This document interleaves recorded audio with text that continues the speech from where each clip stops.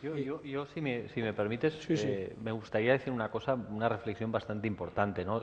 De mi deporte, porque sobre la pregunta cuánto tiempo se tardaba en introducir en la serie los componentes o materiales, sistemas que utilizamos en Fórmula Uno, realmente hoy en día la Fórmula Uno está cogiendo más cosas del mundo industrial de serie, incorporando en los coches de Fórmula Uno que al revés.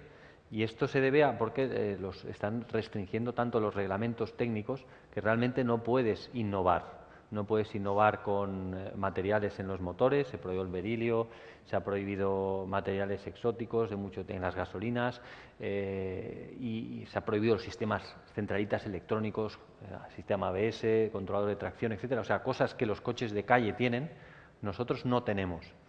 Y esto a mí me parece equivocado. Por eso antes con Jaime estábamos hablando mucho sobre las cosas que faltan en la Fórmula Uno. Yo creo que este año incorporamos el KERS. Pero el KERS, ¿qué es? El KERS no es ni más ni menos que un sistema híbrido que hemos visto antes en las presentaciones anteriores.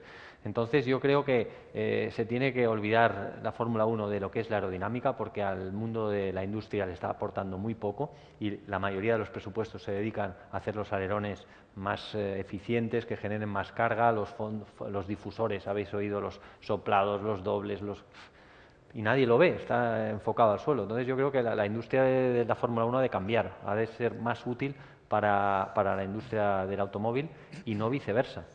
Y necesitamos un reglamento mucho más abierto para que nos permita la cantidad de talento que hay en Fórmula Uno, de gente de I+D que existe, que podamos aportar algo a la industria.